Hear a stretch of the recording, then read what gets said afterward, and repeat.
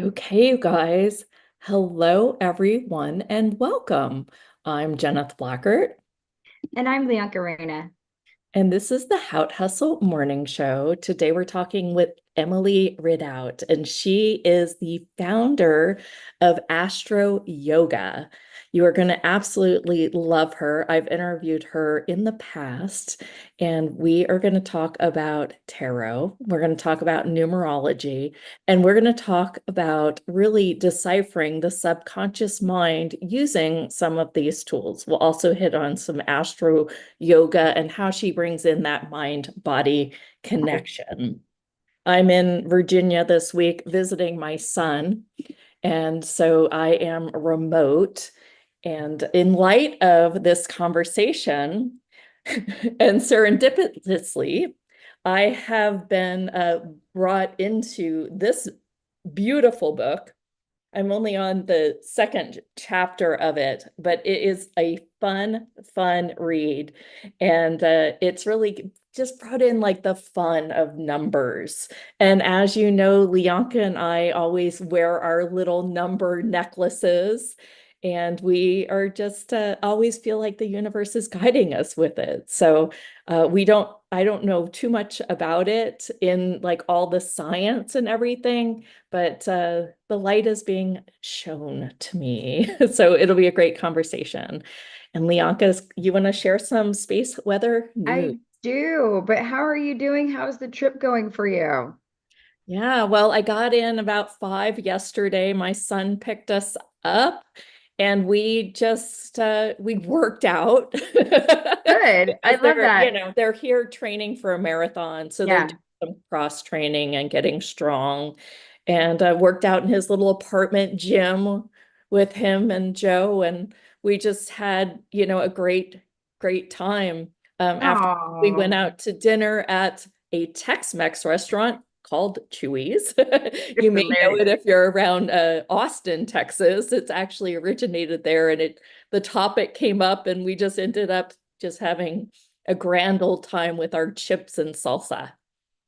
I think that's fun. I bet he probably really appreciated going to somewhere that was a little more Tex-Mex and authentic, right? So that's Yeah. exciting. How long has he been in Virginia? Yeah, he moved in July. Okay. So he and his girlfriend are here with their puppy and 3 kittens. So it's quite the full life already. Oh, good. It's great. They're getting married next October. So we learned a little bit about her plans for that. It's great. Oh, nice. Very cool. Golly. So that'll be 1 year from approximately for today. So we'll be looking for all the mother of the sun reports on that too. Yeah. Yeah. Well, everyone, welcome. Today is October. Hello, November 7th. And we have a lot of different things going on in Mystic Space Weather News for today. There's a geomagnetic storm watch for today, November 7th, when a CME, a coronal mass ejection, right, happened over the Earth last overnight, I believe. And then it said Earth's magnetic field models agree that the flank in the CME will at most graze our planet's magnetosphere. In fact, a miss is just as likely as a hit. So it's kind of that, kind of our regular weather predictions 50-50, right? And then making this a low probability for forecast. So just know that that could happen. So we could have a geomagnetic storm. You would have some blackouts and radio blackouts like that. But for us that are a little more, we have just that we have feelings, right? That we have a little bit more, what's the word? And I'm sure it's coming up for all of y'all. Sensitivity. Yeah, right. Sensitivity. And I was trying to think of empathic, right? So we also have lots of some sensitivity. And we also have that where just anything in our nature, we really experience sometimes a little more heightened. So I wanted to share that. And then also wanted to read for Mystic Space Weather News. And this will be kind of timely as you shared that book about the different patterns, about numerology. And so it says for today, November 7th, notice patterns. And this comes courtesy from astrologer A111. So thank you on Instagram. Get curious about your patterns. Realize that there is a cause to every effect in this reality. And the cause of the effect of your patterns is you.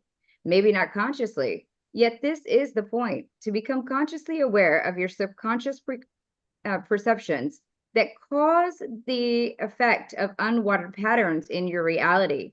And no getting down on yourself for patterns you created before. You knew better.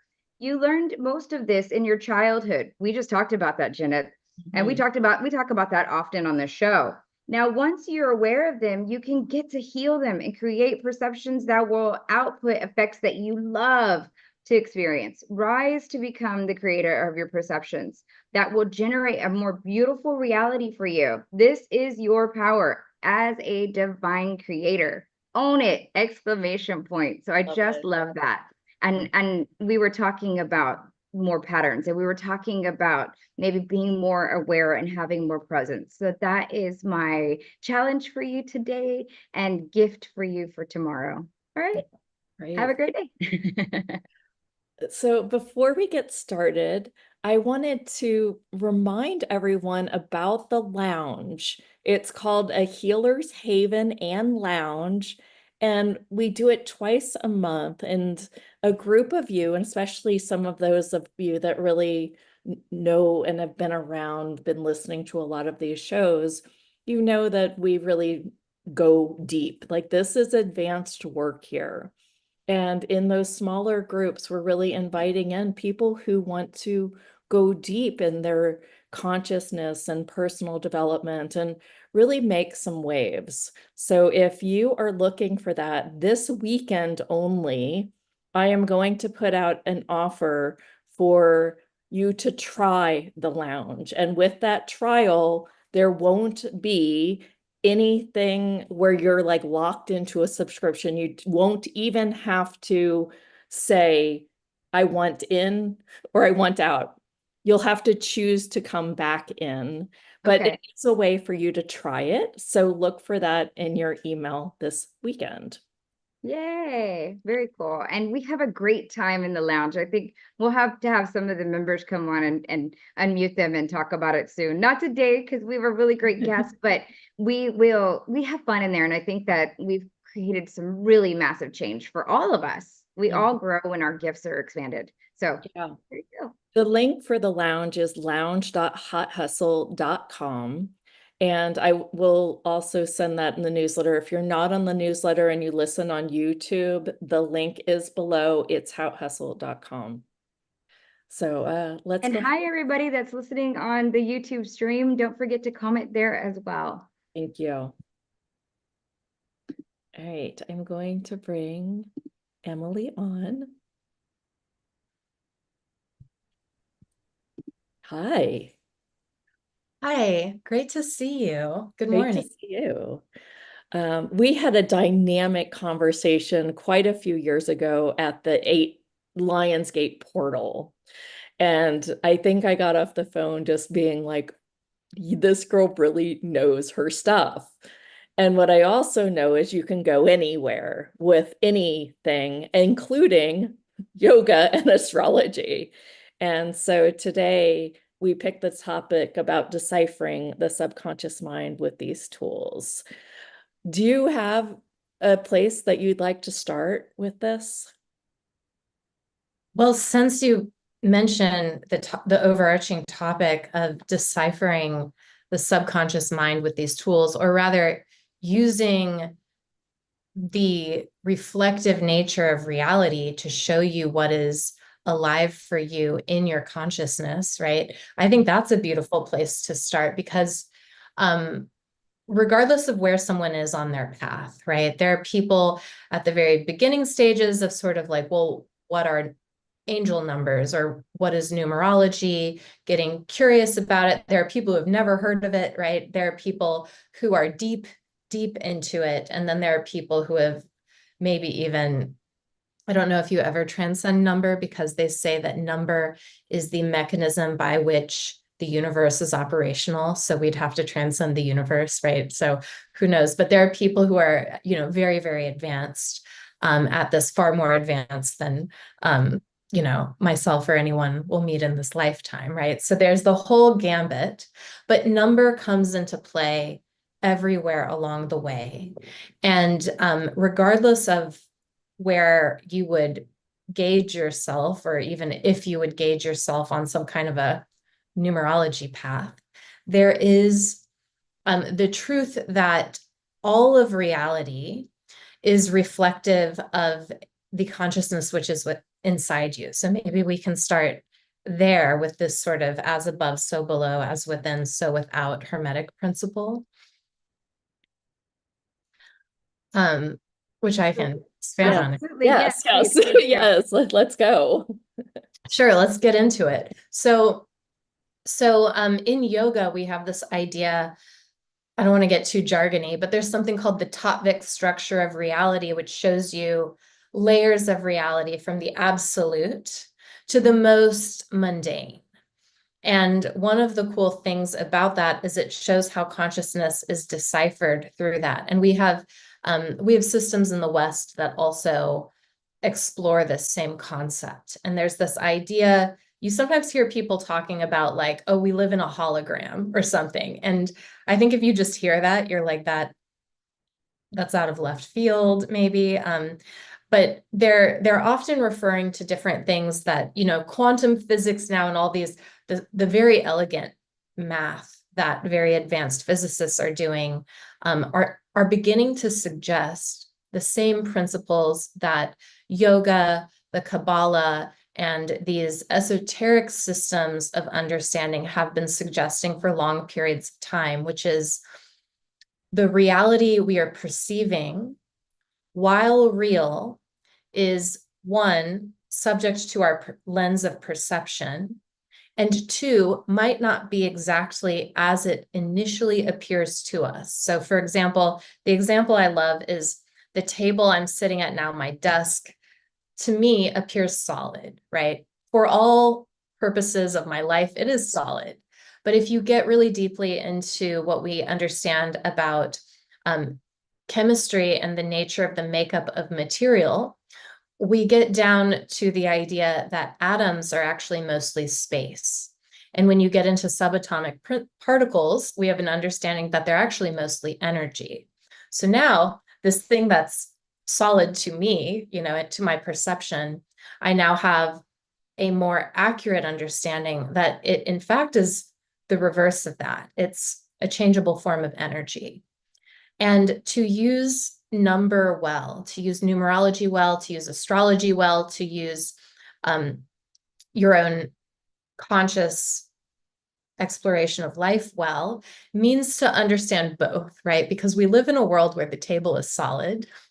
And then we also live in a reality in which that solidity is subject to our perception, is not fully actually true, that a greater truth or a smaller truth is opposite of that. And that time itself would shift as well, even in the solid material world in which we live. Yeah, And it's funny because I've actually heard that same kind of thing, that, I mean, the table is still a bunch of vibrating particles, even though our senses, of our five senses, perceives it as solid. But how much of that, frequency and that vibration is way beyond the table? It really is E equals MC squared, and that in that sense.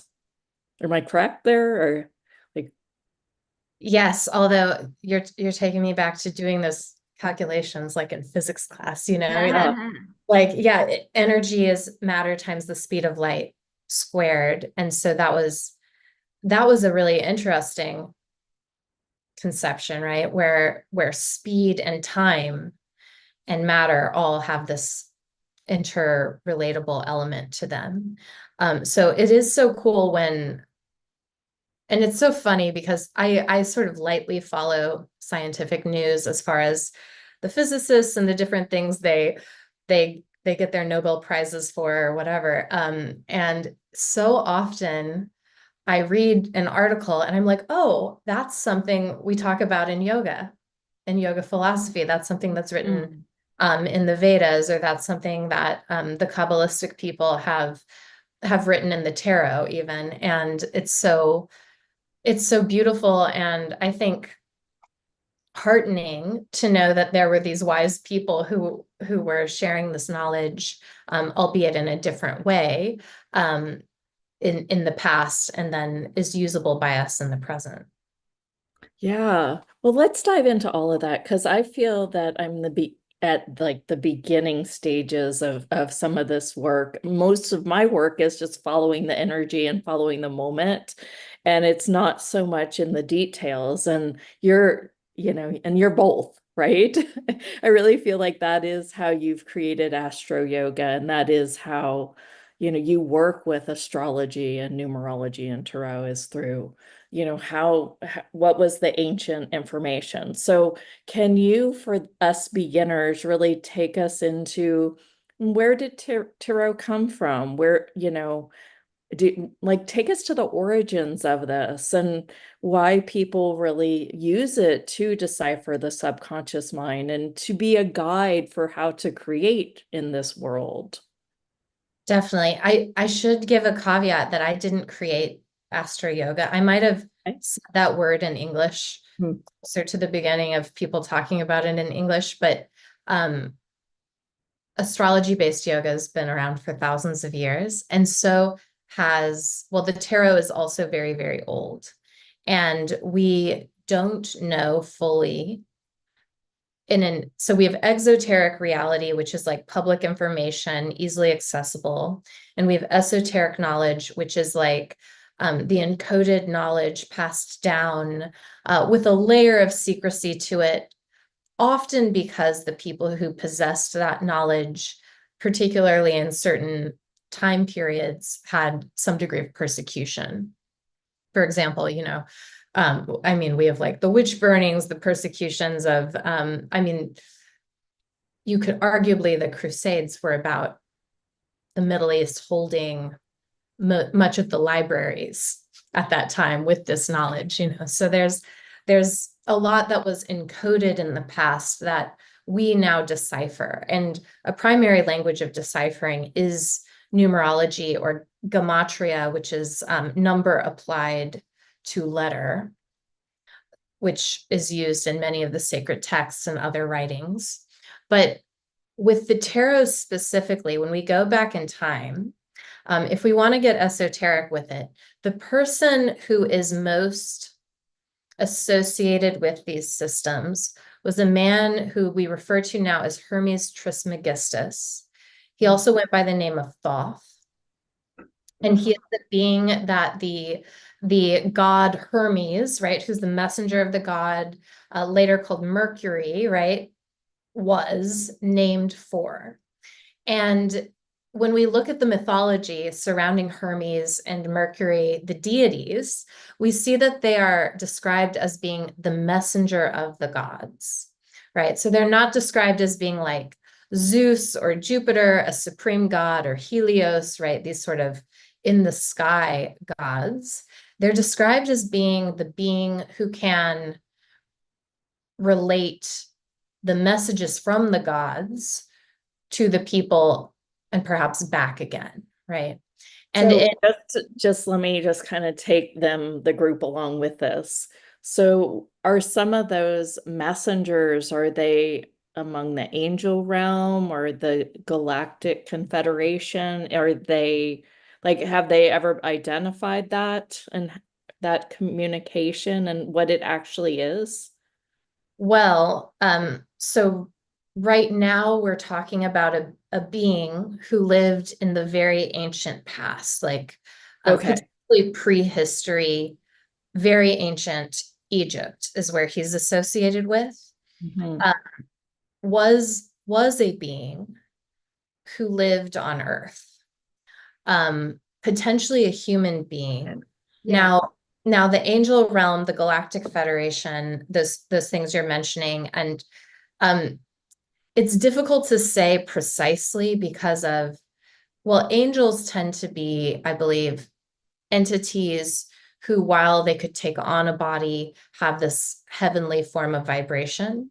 And angels can also be fallen angels, right? Which is when they've moved into a much denser state with limitation, right? And then there's And then there's like sort of a transcendence of angels. And then there's angels that connect with the different planets. So if we are talking about angels, sometimes they even say like angels and angles have such similar language there that it refers to the angles among planets, for example. But that's sort of an iffy etymology that some people have purported and brought forward in their writings, and others, good academics love to disagree and, have these dynamic conversations.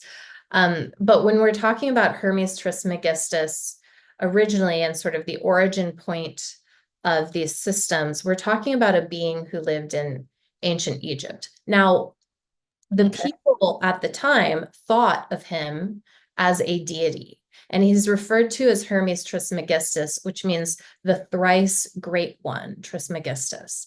And so when we're looking at him, was he a god? Was he a man? Was he both? We don't know exactly, but Yeah.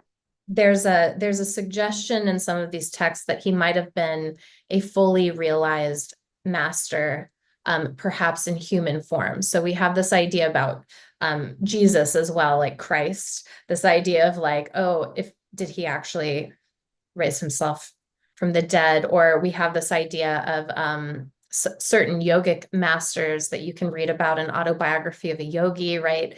Right. There's a man purported to have lived in the Himalayas for 2,000 years, still embodied, right? A complete ascended master. And so there's this idea that though most of us are human beings in mortal lives, there is the capacity as a human being to realize divine potential. And that is, in fact, a space that we will all move to in myriad lifetimes. And so that's a very yogic understanding that doesn't get spoken about a lot, because I think a lot of our minds are like, this does not compute at first. And so you usually don't open your yoga class with like, you're an eternal being who, Sure. Yeah. shedding bodies and taking them back on, but there are some who have that capacity, who are alive today. Now, supposedly they stay away from us out of benevolence because we would really freak out if we met them. But Hermes Trismegistus in ancient Egypt was said to be one of these beings. Now you can go into your quandary of like Galactic Federation, angel, deity, man. We don't know. But I think it's very interesting to consider if he was a man, that he was a being who had transcended regular humanity and had moved into developed humanity, which is what the tarot is primarily about. I mean, we use it, we love to flip our cards and be like, what is happening in my love life or my career or my whatever, right? With the tarot readings. But with the tarot itself as a book of wisdom, as cards and keys to consciousness, we have this understanding that they have come forward to show us the pathway, the principles, the laws, and the actions taken of developing the consciousness from that of a, regular, like me, like probably like all of us, just a regular person living your life, trying to do your best, to the state of unfoldment. And it shows you pictorially, in a language that your subconscious understands, the keys to unfoldment, the truths behind that unfoldment, and then ultimately the stages of unfoldment, which are typically the cards that people sometimes have trouble with because they're like Resistant to it. Well, I think it's confusing, right? Because if you haven't gone somewhere and you see a picture of a place that you think doesn't exist, it takes a minute, right? Your consciousness is like, well, wait a second. Sometimes we have a deep remembering, and sometimes we feel confused. An example of this is the judgment card, right? A lot of people see the judgment card, and maybe I have a deck around here. I have a lot of decks sitting here I'll grab one. I love that you just have, you're like, I have a deck around here. And like, I have one and I haven't really truly gotten into it, just so everybody knows like the difference of novice, right? And so here's someone that works with them all of the time who just like, here you go. Yeah, I think I have 4 decks on my desk right now. I at least have it on my nightstand. You know, they're good to work with. They're good if people here are wanting to do something, they have decks that you can color in, and they have descriptions of how to color the decks, because color in the tarot has symbolic meaning. Now, I know there are a lot of decks that have like come out, you know, and Yeah. they take a lot of artistic liberties and they're really fun. But if you do a traditional deck, the colors mean something. And also we regender decks a lot these days, but the genders in traditional decks actually also mean something. And it's not that you're a woman or you're a man or this or that. It's that it's layers of your consciousness that they chose to use gender to describe. Wow. Can I ask you a quick question? So now is tarot like a physical evolution of astrology? Are they connected in that way? They're guided from astrology. Like, what is that connection there? They're deeply connected. Great question. They're deeply, deeply connected. And you'll see that every tarot card, like, what is your zodiac sign? I'm a Libra. You're a Leo. And you're a Leo. So Leo, my friend gave me a little matchbook to light my candles of Leo. The Leo card. Cute. Leo is the strength card. You can buy a little. How cute. Person. So Leo is the strength card connected to that. And Leo's ruled by the sun, which unsurprisingly relates to the sun card. Now, if there's a Cancerian in the audience, don't worry. The moon is actually not related to the moon card. The moon card is a Pisces card.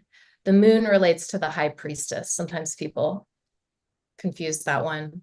And then you said you're a Libra, and Libra relates to the justice card.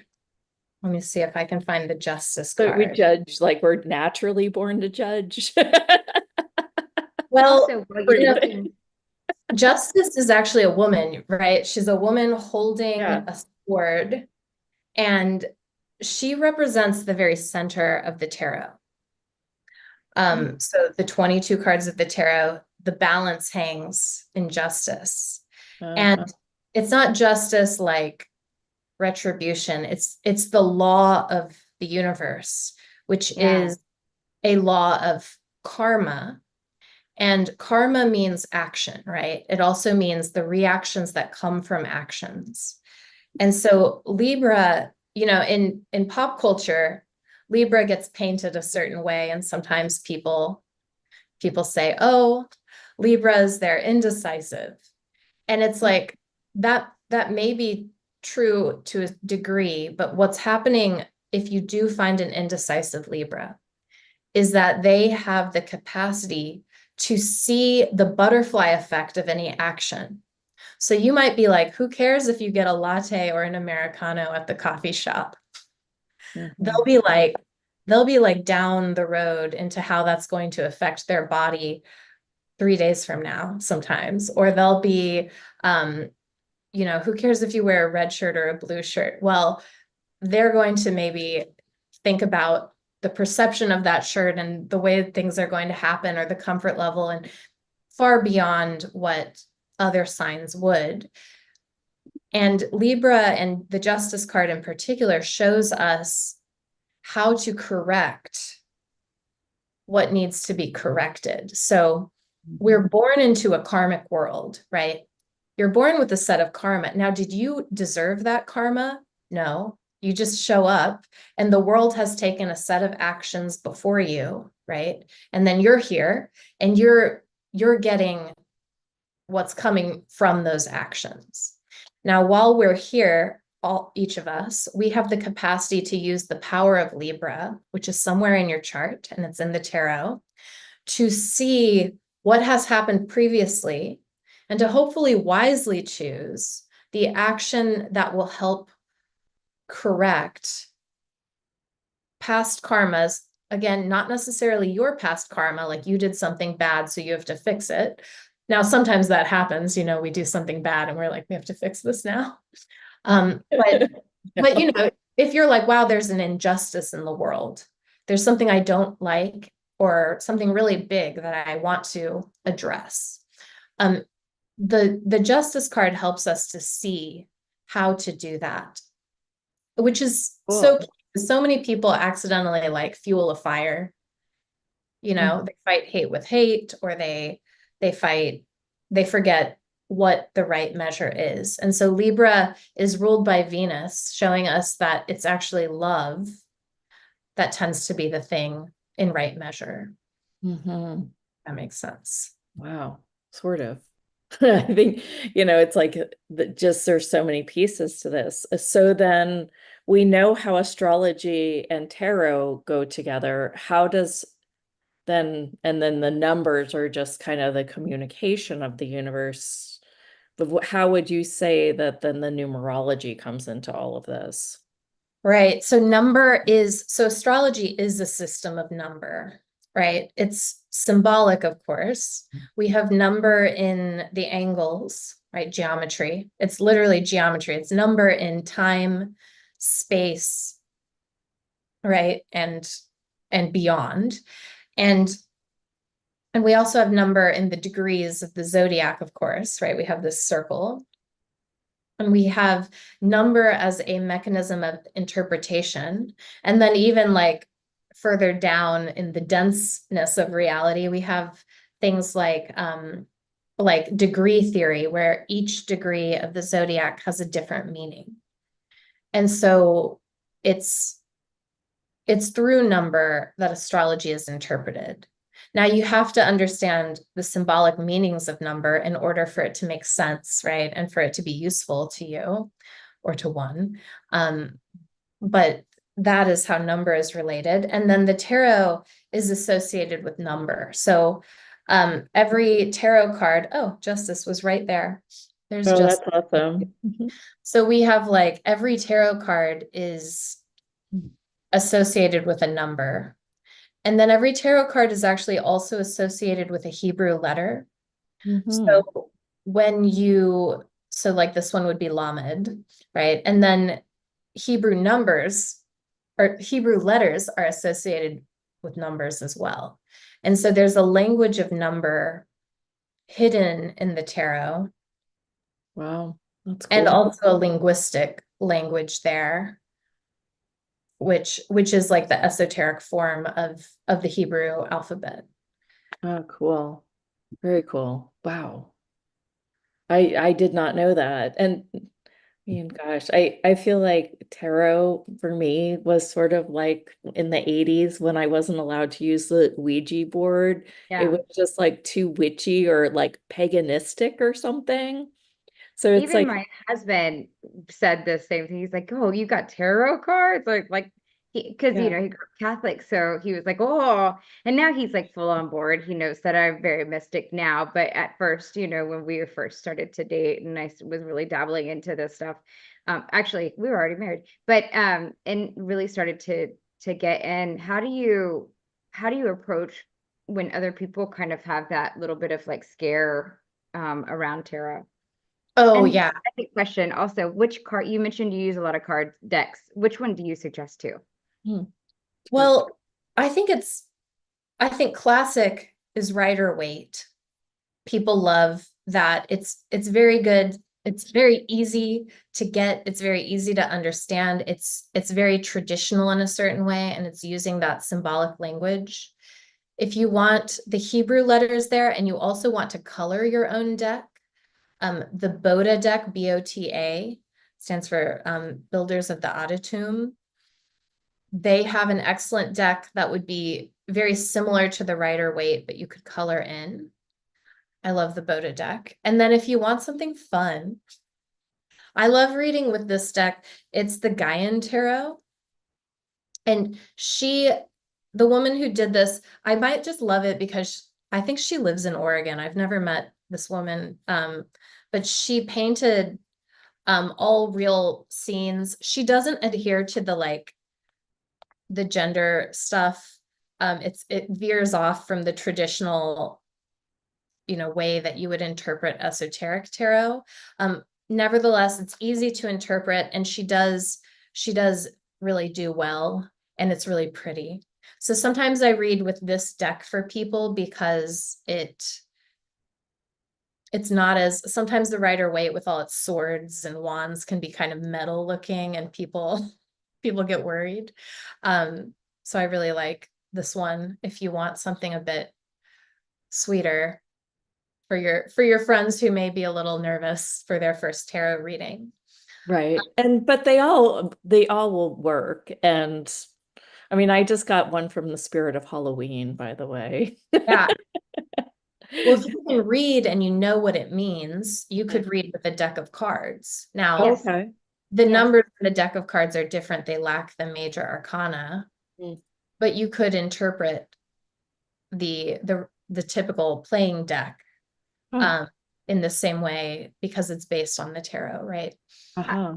And there was something that you were kind of talking about, and when we were talking about Hermes, and or we were talking about Thoth, if you will, being the messenger or interpreting the messages. And I think you were kind of going to expand on like the messages of the gods and being that kind of communicator. Is this what you would consider a way in which that we're interpreting those messages from the gods, or a communication from our guides, if you will? Absolutely. So Hermes Trismegistus, Thoth, is credited with bringing forward alchemy, astrology, and the basis of the wisdom path of the tarot, which the wisdom path of the tarot is said to have been created by the wise people. So the people, I'm not saying just like someone that we'd be like, oh, they're so wise. I mean, like the ascended masters who were alive in a certain time period came together and drew these pictures to help us, right? And as a shorthand for their students too, to work with, to meditate with. So I had pulled out the judgment card and mentioned people sometimes have trouble with this one because it's people standing up in their graves and it looks like the judgment day. The judgment. Right. Like death. It looks like Yeah. death. Yeah, there's a death card too, which is actually a card of reversing death and moving toward life. Hmm. I actually modeled the cover of my book slightly after the death card. I really like I love that. I do. it's Because fun. right, It's because fun. sometimes we have an energetic charge or a charge on words and imagery, and we don't know why. And really, if we were just to uncover that a little bit more, we would see that it's really more of, avoiding death or a rebirth or a life of, something dying off in your world. But we don't look, I mean, myself included, I used to be like, oh no, I'm too scared. And now I sleep with one next to my bed, and I'm really fascinated about learning it and getting messages, but I didn't have that at first. And we tend to just use our prop patrol or our old programming to just operate in this life sometimes. totally, yeah. And I will say, like with this one, people sometimes don't like it, right? They're like, oh, it's like a judgment day, like I'm being judged. What it actually is meant to typify is the day that you actually make right judgment of yourself. So the day that you're like, oh my gosh, because see, they're standing in their graves and they've become gray, so neutral, and Mm. they're now acknowledging this angelic being, which is your true self, right? Mm. So it's the day, it represents a stage of conscious awakening where the person is like, oh my gosh, I wasn't my problems, my body, my identity, my whatever job, my Yeah. fill in the blank. I was actually a free agent, a microcosm of the macrocosmic. There's astrology for you. A a a ray from the eternal splendor of the sun beyond the sun, right? and that is what I actually am. And so now I am above my problems. I'm above these identities that I yet still choose to inhabit, perhaps, right? But now that I have this heightened perspective, now that I've accurately judged what life is, I can operate in such a way where I'm free, right? Free to solve your problems, free to keep your problems. And you're already there, but it's just like we misjudge what we are. And so how can we solve problems when we're trapped in a misunderstanding that the problem is the biggest thing in our lives? Right. Yeah, I mean, you got to think about people who have chronic disease or something like that, and they're so wrapped up in that they just keep, spiraling down, right? Yeah. I can see how, it's hard to have a broader awareness and a broader spectrum when you're actually dealing with something even on a physical level. That's all I'm trying to say here. Yes, Yeah. it can be very, I mean, when those really big things come up in life, right? Which differ Yeah. for each of us. Some people it's a physical thing. Some people it's a past trauma. Some people it's, there's so many occurrences in life. Well, this is truly Those are the hardest. ciphering the subconscious. Mhm. Yeah, it's great. And Love it's it. really trite. Just I know this. It's very trite to say to someone, "Oh, just take a better perspective," right? You can't do that to someone who's acutely suffering. And when you yourself are acutely suffering, you can with yourself find a pathway through and out, and that this book will help. Does that make sense? So it's like you can't like go to someone and be like, just tarot deck or astrology or yoga your troubles away. But if you choose to use those tools when in a state of pain and suffering, um, they do, at least for me, I'll just speak personally. I don't want to tell you it'll work for you. Um, it has helped me, move through It things. offers awareness and guidance for things that you may not have even looked at in life. It may be so hidden in your subconscious mind that you couldn't even give light to it because you don't even realize you're operating based on that program or that pattern. And I think that that's, profound. I mean, a lot of people realize that they're having some sort of trauma or drama and they call it depression or anxiety. But, if they actually can identify, well, maybe this is related to this place in my life, and maybe I need to look at this, then they have a little bit of a roadmap that offers some awareness on this pattern or problem so that they can actually move forward and through this problem. It's Yeah. true. And the level at which problems are solved is not the level at which they occur typically. So while, Almost always, right? yeah, Yeah. so so you might take an approach at the same level, which is fine to do, but it's also good to take a level beyond that or above that. So like, for example, when I do medical astrology readings for people with various things going on, you can see the energetic patterning present in the body. And when you see an energetic patterning in astrology, it alerts you to the way it could go poorly and the way it could go well. And so then if you have that map, you can start to be like, oh, let's think about the way it could go well and start to initiate those patterns. Or if there's an energy stuck, like a blockage or constriction, let's move energy through that. Or if there's an inflammation, let's move energy through that. Now, some people's souls, we don't know exactly why people go through everything they go through. And some people's souls are going through something for a purpose of the soul, but a lot of us needlessly suffer and we could fix things. A lot of us are suffering through just patternings that we could unlearn, or things that we've constricted within ourselves that we could free. And so that's really what that's good for. um it's They're beautiful systems, really. Wow. It's incredible. I can see why people get these readings now. And so let's talk about how it really helps people. And we've got a bunch of questions on the chat. So let's go through some of them. Dana wants to know which tarot card is connected to Taurus.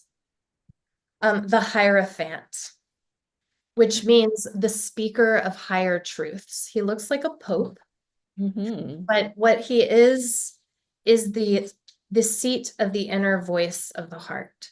So this is the voice that guides you, sometimes called the still small voice of the heart.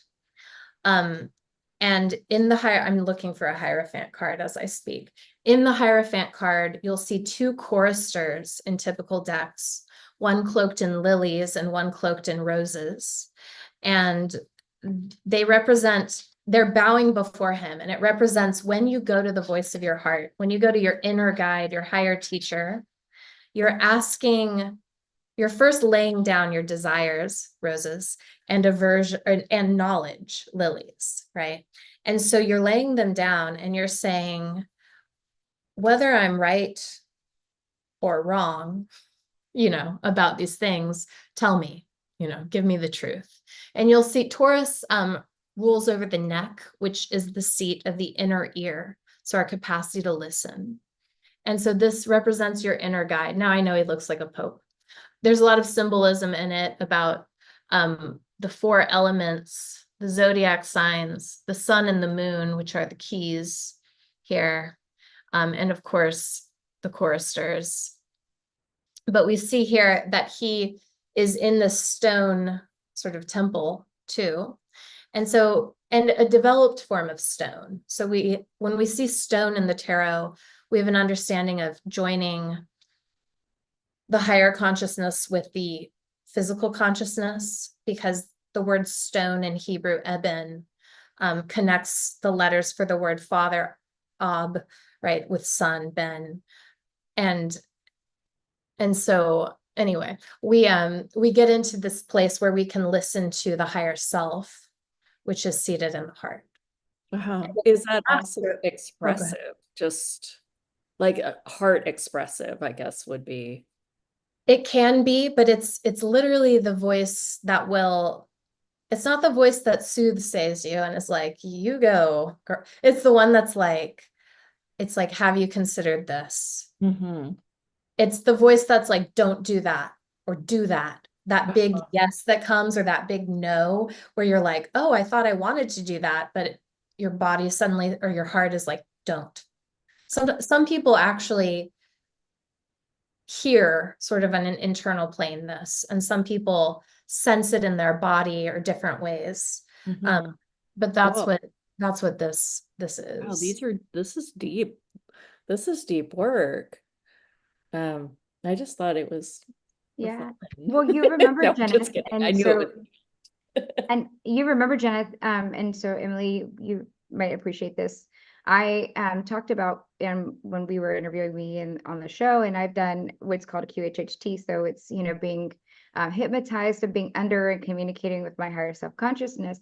And one of the beings that I channeled was the being that identifies as Nostradamus. And Nostradamus will have to use my, for lack of a whole bunch of understanding, but use my my words in my vocabulary to communicate, and we'll go through my library, if you will. And one of the things that he said he was a little disappointed on was that I didn't have a clear knowledge of my astrology and tarot. He says that he felt saddened for humanity for not being able to utilize those now that they're so more freely, because during his time he was persecuted for having that type of knowledge, and really encourages people of today to venture and get more knowledge about the astrology and astronomy and in tarot, because he said they were very important ways in which that we communicate with ourselves. And I thought, wow. First, then I felt like I was a little called out. They really are amazing. Like even with the Hierophant card, in astrology-based yoga, it rules over the neck, this Taurus, and you see the neck is heavily highlighted here. And then And actually, even the Hebrew letter associated with this vav means to nail, which has a similar meaning as the word yuj in Sanskrit, which means to yoke. And then in the chakra system, we have Taurus connecting with the heart. And so here we have the seat of the inner ear, that literally those glands that allow for that, and those nerve passageways, and then the seat of the heart, which is the anahata center there that guides us. And so yeah, if you do have the interest to learn your personal astrology, and I might be like I can get a little academic. I get real deep in my books. But for people who are just starting, like, it doesn't take much to learn something, to learn enough to have it useful. And once you learn a little, you'll only want more, and it'll be fun. It's very natural. Sometimes you'll be like, oh, I have to meditate, and I don't want to meditate because it's boring. But then sometimes you'll meditate and you'll be like, oh my gosh, it's like an awe-inspiring mountaintop that I'm on. And then you'll go back to boring meditation, and then back to the awe-inspiring mountaintop. Anyway, I encourage it if you are excited about it. Love this. I love this so much. Mindy, I didn't know if you wanted to go over, but Manisha had the question. She said, would you please let me know what card is connected to Sagittarius? Yes, I will. Fun thing. Oh, it's right here. So perfect timing. Also numerologically connected to the number 5, because it is the 14 card, which is temperance. Now, temperance is the card which, so to temper something means to test it, to adjust it to its point of usefulness. And so the temperance card actually represents the testing of the human being and the adding of challenge in right measure to that person's soul, for what they are growing. So this is the Archangel Michael, who is the oversoul of humanity, who's associated with the sun. In the back, you see the crown of attainment above the mountaintop, which is symbolic here of ascending the path of consciousness, right? Which is really, to ascend in the tarot and to go deep within are the same thing, the innermost and the highest. Well, that would be the same. I think it's just how people see it, right? Because if you're going within, you're knower. And if you're sending, you're knower. That's neat. I love this so much. Oh, this is so cool. We had a few questions about angel decks and oracle decks, and do you know any connection or association with those? Some oracle decks will echo the numbering and the structure of the tarot. Some don't, right? Okay. Now, all of reality is speaking to you. So I always say to people, like, it's really good to read astrology and tarot because you'll, especially astrology, you get a clear mathematical understanding of what is happening. That is the pattern of the now moment. That is the pattern of you in this embodied form. There are portals in your astrology that lead to different forms of consciousness. There are maps to purpose. There are maps to anything you're working on, from the mundane things like money or decorating your house or relationships or how can I have fun, to the bigger deal things of like, what is my purpose? How can I find deep satisfaction from what I'm actually craving? Why am I actually craving what I'm craving? And even beyond that, what is the purpose of the myriad lives I'm living? These types of things. And then, oh, I forgot where I was going with that. So we have this mathematical understanding. And then what did she want to know beyond that? I got lost in my astrology talk. It was just about the different decks of cards. Oh, right. So Oh, so the point of what I was trying to say, although I got lost in astrology land for a moment, is that all of reality, regardless of if it's I mean, the tarot is a very elegant form. Astrology is a very elegant form. It's been tested. It's been used for thousands of years. There we go. Newer things, though, or things that aren't even oracle decks, will still send you messages. Now, it's important to understand that we have to interpret the messages correctly, like we were talking about with the table. I can give you an example if you'd like.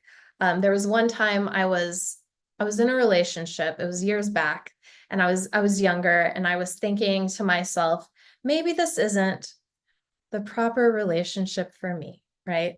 I think people can relate to that feeling. And I was sitting in the car with the person thinking about it, and it really wasn't the right relationship for me. And so, I've read these things for decades now. And so I was sitting there and I was like, universe, I just need a sign. Please give me a sign. And I was thinking like a car would come with a license plate with some angel numbers or something, right? Which sometimes it does. But what happened was the second I said, give me a sign, I got cut off by a truck. And on the truck, there was a single bumper sticker.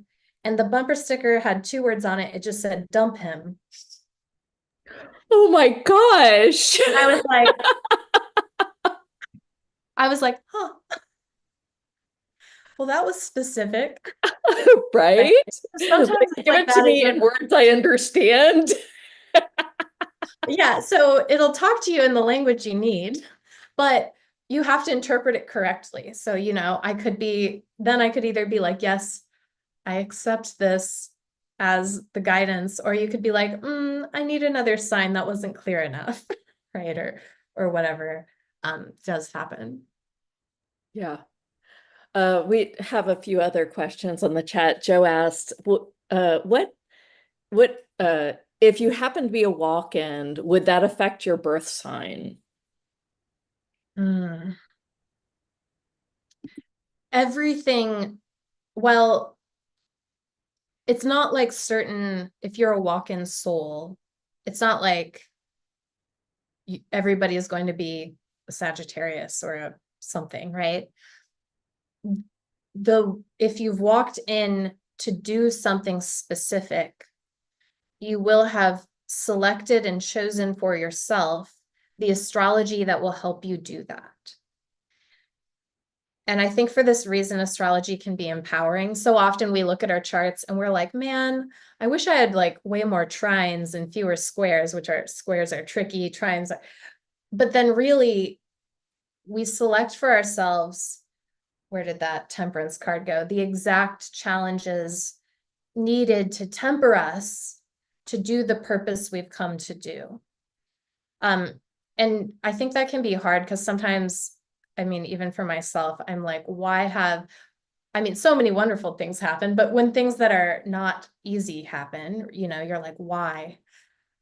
And then sometimes decades later, I've realized, oh, I have the exact amount of compassion for that, or I have the exact amount of tools for that, or I'm actually able to stop something similar but worse from happening because I've learned how to navigate the sort of like training ground of that. And so if you think of a human experience as a training ground, that astrology is there to help you do that. And then the natural gifts in the astrology are there to help you do whatever it is you've selected. Yeah, that's next for you. Next for you to choose, create, or change, right? Yeah. Now, sometimes you'll see things where you're like, oh, maybe this person experienced something elsewhere in a previous life, or you'll see very powerful placements directing them certain ways. But it could be different places in the zodiac.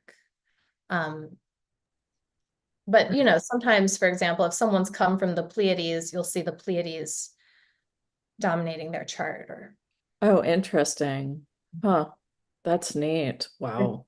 Different Wow. stars. Okay. So, you have an insane, put together an absolutely insane offer for us today that I want to share. But before I do, I want to talk a little bit about Astro Yoga. I love yoga, and I am curious how astrology, I mean, I can see how it works together just knowing yoga, but I would love to hear how you kind of describe it. And I know that you teach this work. So I'd love to hear a little more about that too. I'd love to talk about that. So astrology and yoga have been linked for thousands of years. Everything in your personal astrology chart and also in the transiting, so current astrology chart, has physical and energetic connections to the body. So things like the nadis, the energetic passageways in the body, things like the chakras, the wheels of energy in the body, the koshas, the layers of your being from the physical to the etheric, and then the physical body parts, and are all associated with astrology. And just like we were talking about, the tarot shows a path to consciousness unfolding. Astrology also holds keys to what, well, specifically in Astro Yoga, what is actually happening when someone has, for example, we talk a lot about people's third eye opening. You hear that a lot. Hmm. The third eye is the ajna doorway, associated with the pineal gland. The pineal gland is activated through the Virgo region of the body. So you hear like Krishna was born of a virgin, right? Or you hear that Christ was born of a virgin, and you're like, what does that mean? That seems like a weird statement. Well, it is a weird statement. It's meant to catch your attention because you're like, hold on, that's not how biology works. But it is how esoteric biology works. So if you think about the Krishna consciousness or the Christ consciousness being the awakened third eye, we find that it is born of a virgin because the virgin is Virgo, which rules the intestine.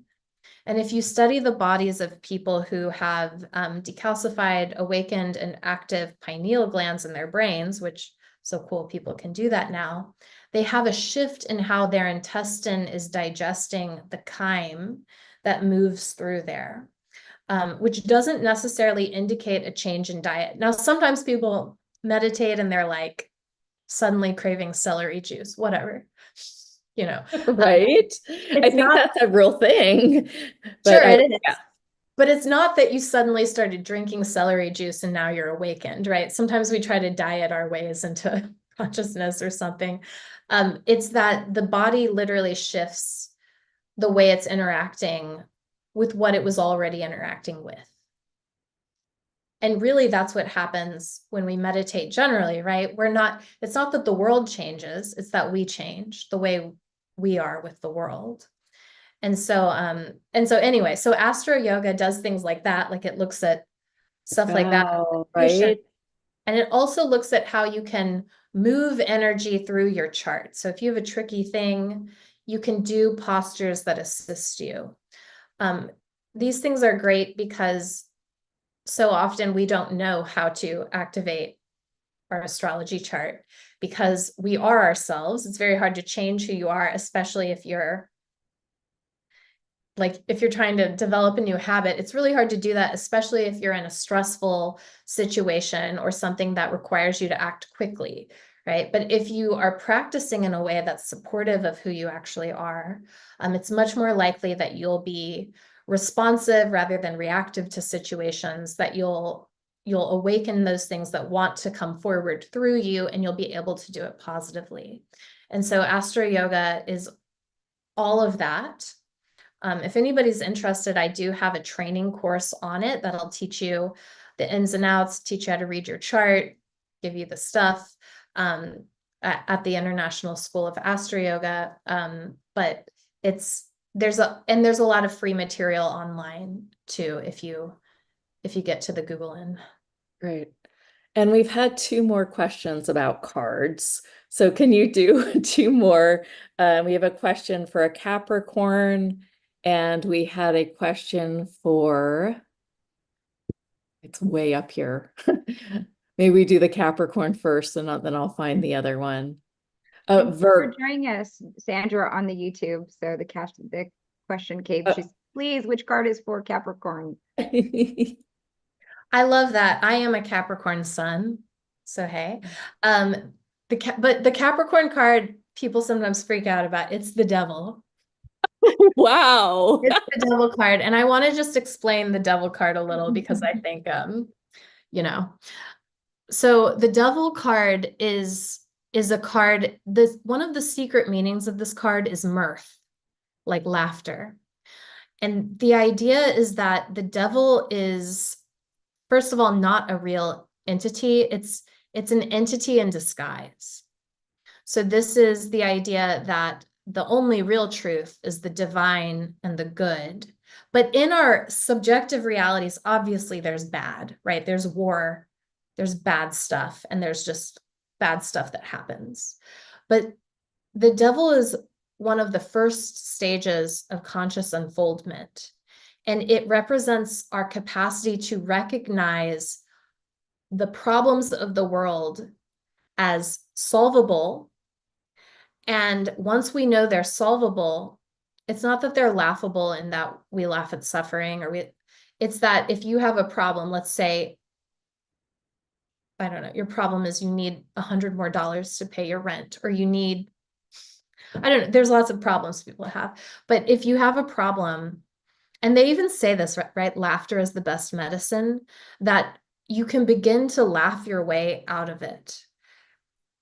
And that by understanding that the devil is a friend in disguise. And I think it's hard to understand when we are looking at a situation, right? It's really hard when we're like, but there's war and there's suffering and it's not funny, right? But this card is helping us to say, is that true reality? Could we actually solve this? Could we, and you see the people in this, they're not even real people. They have like cloven hooved feet and they have tails and horns.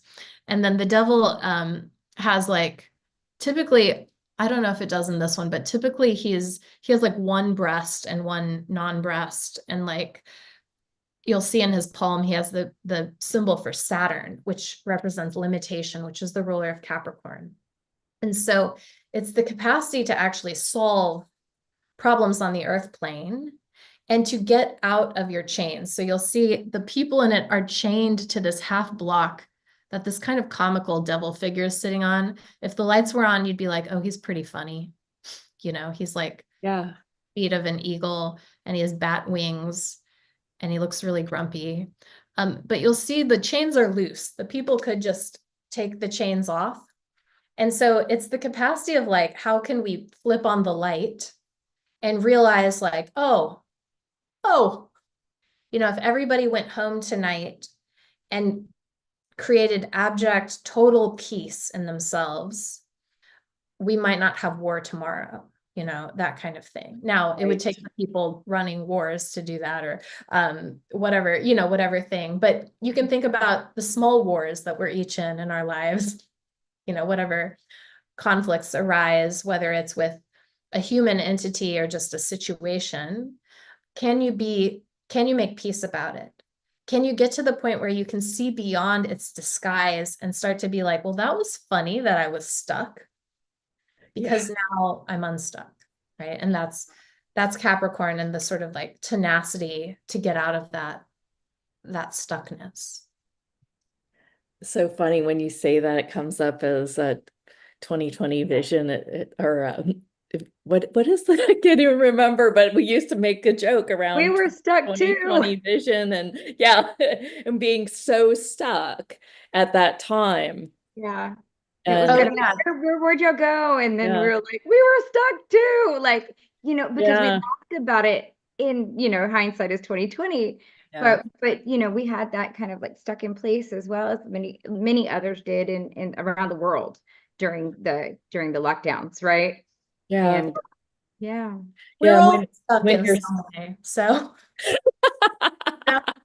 so you can just look at this card and be like, what is, the devil is in the details, right? So what is the little devil in my life? Whatever. In the details. And how can I laugh my way out of it? How can I reframe it? How can I actually Love see that. it for what it is instead of as this scary thing that I can't, that I, as this scary thing. Instead, how can I like take off my chain and empower myself to see, All right. I think the other card we're looking for was Sagittarius. Oh I yeah, think, well we chatted about that one. okay. So Oh, we did Taurus. Okay. I think we're good. I think we're all caught up on it.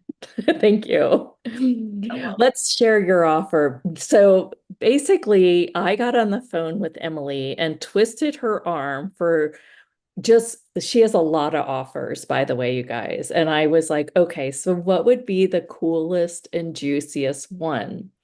And she said, well, I've got this $555 course. And I was like, oh, I think that's a little too much for our people. And she agreed to discount it just for you guys, just for this audience. And it is quite the program, and it's over 50% off. Emily, will you go through the lessons in the program and like just really take us through, what people experience during this program? Yeah, so this is a course that I put together for the people. It came from, I have a membership program, and a lot of people really wanted to understand the tarot.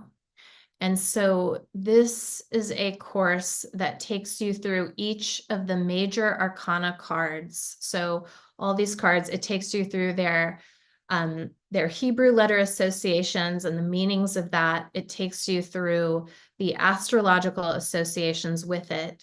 And because I really believe if you understand the major arcana, if you understand this, you'll understand so much, not just about reading tarot, but about yourself, about what's happening in life, and about the tools you need to move forward. Or at least that's how it's been operational for me. And so we we go in this course. It's a 5-week journey, but it is 25 hours of material, but it's an hour each day. Now, if you get the course, you'll have access to it beyond the 5 weeks, so you don't have to feel pressured to like do an hour every day. But that's how I structured it, because I really think, people do have an hour. You can listen to it as you are driving somewhere, or you can, listen to it as you're tidying up or anything, right? Or people watch TV sometimes. Why not learn about systems of consciousness? And so it is a 5-week course. And then if you scroll down a little bit, you'll see some of this. And I actually made the first class free on my YouTube at one point to have people look at it. So if anybody's interested, they could look at that, but they're pretty cool. Oh, Shawnee's here. Shawnee took the course. I saw Mm. it in the comment. It just popped up. Hi, Shawnee. Um, so you'll see here we have like the first 5 lessons. We go through like the wisdom of the cosmos is the foolishness of man. We go into what the fool actually means, which, spoiler alert, has something to do with the breath. Phallus is Latin for fool. It also means windbag. Then we go into the magician, Mercury, the one power you have, and the way you use that. We go into the high priestess, tapping into your lunar consciousness, what it means to work with memory and what memory actually is and how it perpetuates your future. We go into the Empress then, which is how you manifest. Actually, it'll show you that. And then the Emperor, which is how you fix your manifestation if you've done it incorrectly, or if you haven't done it incorrectly, but once it's arrived, how you fix the things that have already manifest. We go into the Hierophant, which we already touched on a bit today, the Lovers, which is about discernment, the Chariot, which is about how to be victorious in this life. And ultimately, we go into understanding Kundalini and conscious awakening, as well as the physical unfoldment of the light within. And then you start getting into like the balms for when life gets tough. So that's week 3, which I don't want to go through every single card. You can read it here on this page, but you'll get into like the Wheel of Fortune, the Justice card, Hanged Man, Death, which I mentioned, like I modeled the cover of my book after the Death card. I have one here. I'm going to just show it on the screen because the tarot cards all face east with the exception of a few. So when you're looking into most tarot cards, you're looking to the east. And so the sun is rising always in the Death card. And it's symbolic of like we have to let things go to birth what's new. And of course, there's more to it, much more. Wow.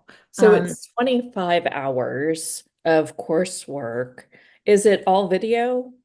it's Can, all video. It's pretty fun. I think it's fun. well, I think you're kind of fun, so it must be a little fun.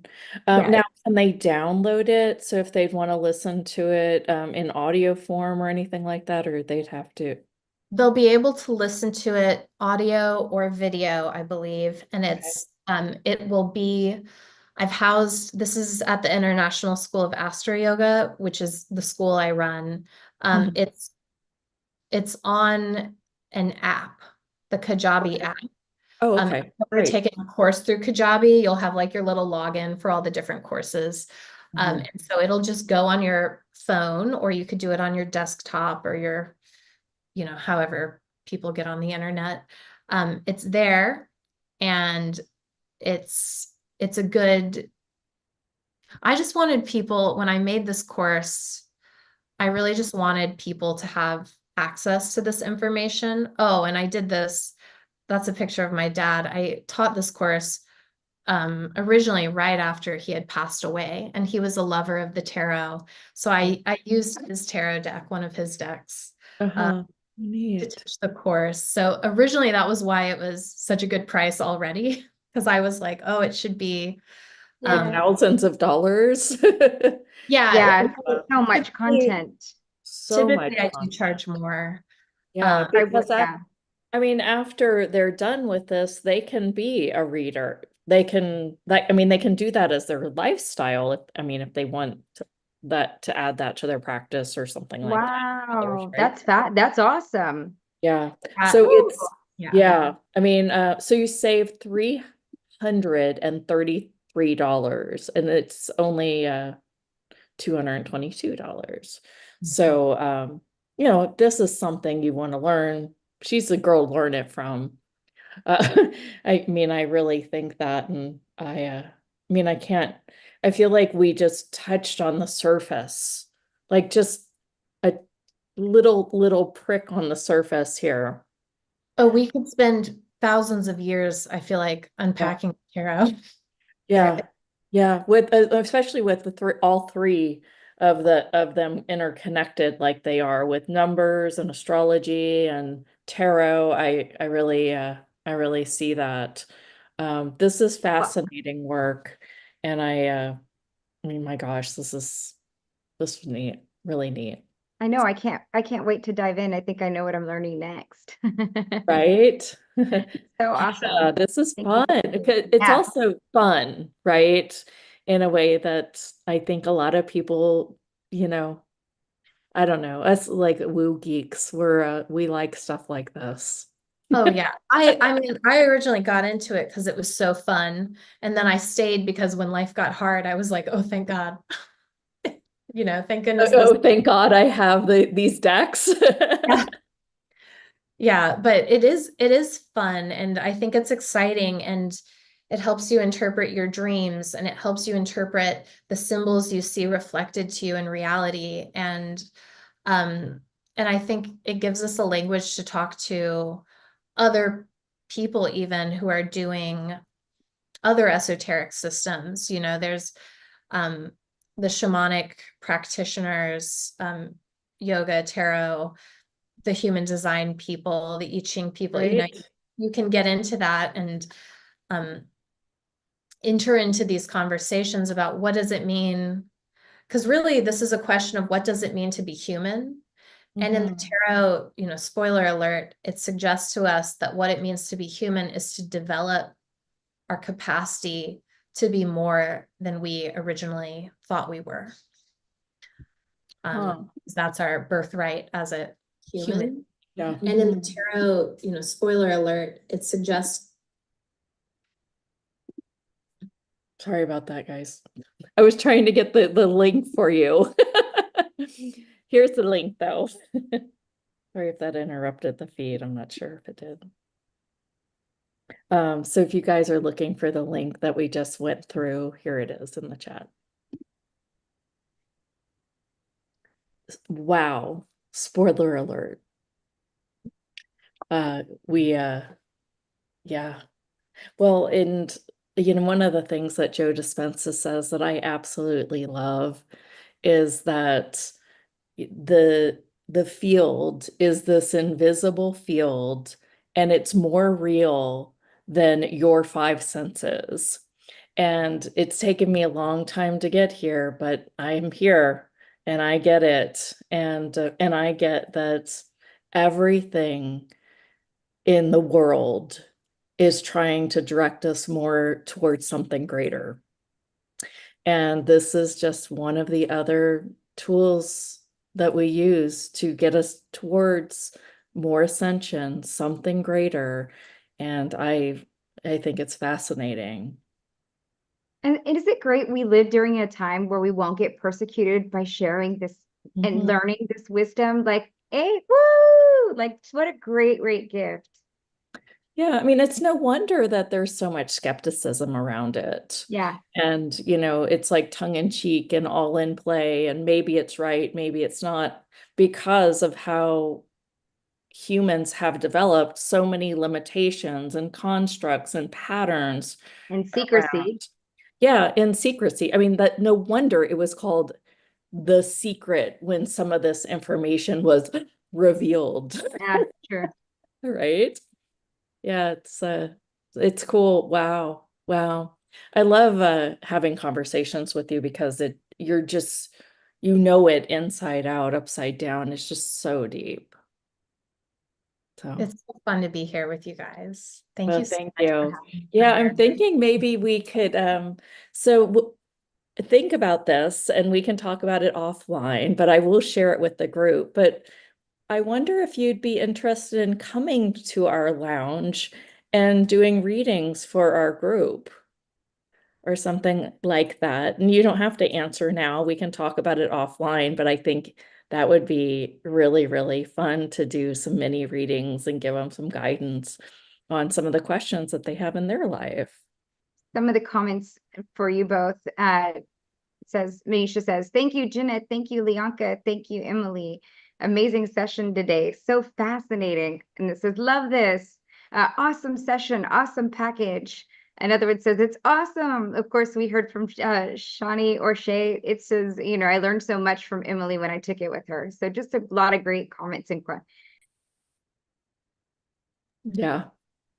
Yeah. Incredible. Absolutely incredible. Thank you, Emily. Well, what a joy to be here with you both. And yeah, Jonathan, it was so fun when we did a podcast. Like, I saw the picture you used. That was my headshot from like 6 or 7 years ago. So I was like, it must have been must have been 6 or 7 years ago. Yeah. So like, what a joy to connect with you again. And Lianka, what a joy to connect with you. And everybody is here. You guys are so awesome. And I just think it's a gift that people want to talk about this stuff and look at it. And so, take care of yourselves.